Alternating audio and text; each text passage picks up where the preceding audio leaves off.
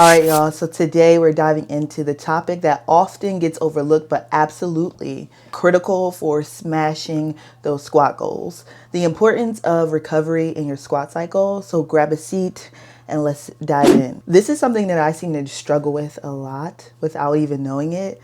And this is where we're going to slow ourselves down. So first things first, let's talk about why recovery is so freaking important, right? So this whole time we're putting our muscles through teeny tears that need to repair and grow, recover, and get stronger, right? It's during the recovery that this happens. And this is the magic, right? I thought about it the other day, just sitting here and really forcing myself to like sit down and rest, right? Because all that wear and tear I do throughout the week is really not doing anything. Like the work isn't really doing anything if I'm not recovering and giving it time to repair itself to become stronger, right? That's the whole point.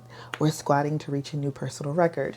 So it's during that recovery that this magic happens, allowing us to bounce back stronger and ready to tackle the next sessions. And I feel like a lot of us can agree. For me particularly, I used to neglect recovery and wonder why I wasn't seeing the gains I wanted. But once I started prioritizing rest and also recovery, I noticed a significant difference in my strength gains and also my overall performance and attitude. I think attitude is a big one for me. It's not great, right? Now let's talk about the dark side of neglecting recovery, right? Overtraining. I did that, right? It's like driving your car without ever filling it up. So eventually you're going to run out of gas. So overtraining can lead to decreased performance, so chronic fatigue, and a high risk of injuries. And we don't want that. We're trying to reach our PRs, people. So sometimes you have to take a step back. I remember the time when I pushed myself too hard, and that was more so recently. I was trying to do my walks with the weighted vest, and I was using 8 pounds, but also training heavy. And I didn't even realize I was pushing myself that hard during that time. I felt like I had the energy, and because I was getting stronger, maybe I should add more weight to my weighted vest than what I was doing. It was a lot because when you really think about it, going through a strength training program where you're lifting heavy, 2-3 times out of the week, and then also adding 2 days of heavy walking and cardio, it doesn't really add up. So I don't even know why I did that. It's a learning process, and that's why I want to share my experience and give you guys my point of view and how things are going for me during this process. So that was definitely a setback.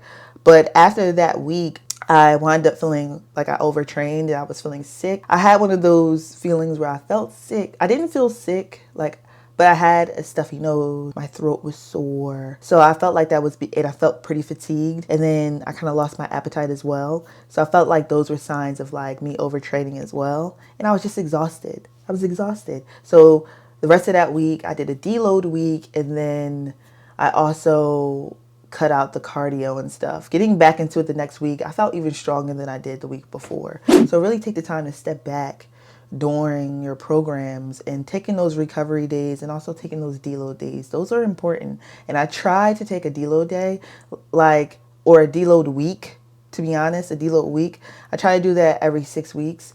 And when I forget, it definitely causes problems for me. So I wanted to share that information as well. But it only left me exhausted and frustrated.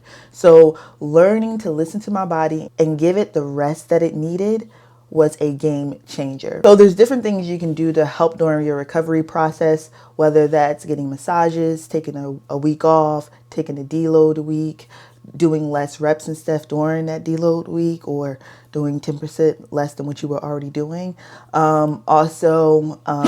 Maybe going in the sauna, taking a little bit more time to take naps and sleep. Make sure you're getting your 8 to 10 hours of sleep every night, and make sure you're getting in bed at the right time. Eating nutritious foods, lean meats, things are going to help. I'm going to take, because I definitely spilled this earlier.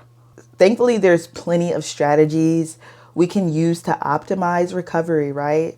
From foam rolling and stretching to active recovery exercises. Each plays a crucial role in helping our bodies recover faster and more effectively.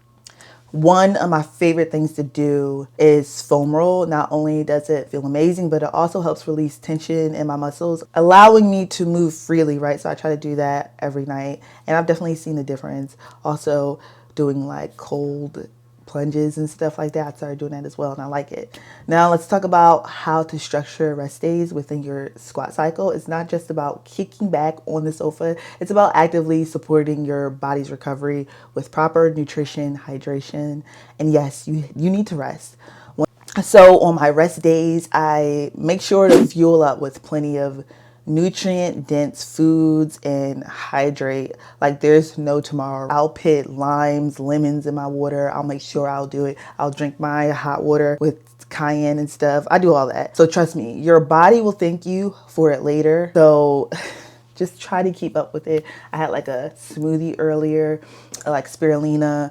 I would say during this time I take more time for me, so I'll do things like making more at-home smoothies, things that I wouldn't do normally when I'm in the zone, like when I'm in the world, I'm working out like every day, I'm going to work and stuff. You're in that robot mode, so I'm taking time to really prioritize like that self-care. I'm being intentional about it, so I'm being intentional about my foods that I intake, keeping up with my supplements, going to the doctors, maybe getting a massage, going for long, slow walk, having more silent time, picking up maybe other hobbies I can do that are going to relax me, things like that.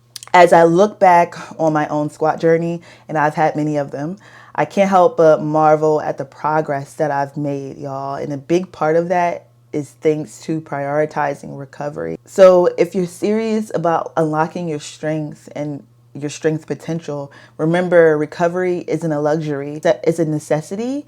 So thank you for watching and tuning in, and until our next video, keep squatting strong, or squat strong. I don't know, we'll come up with something. I'll see y'all later.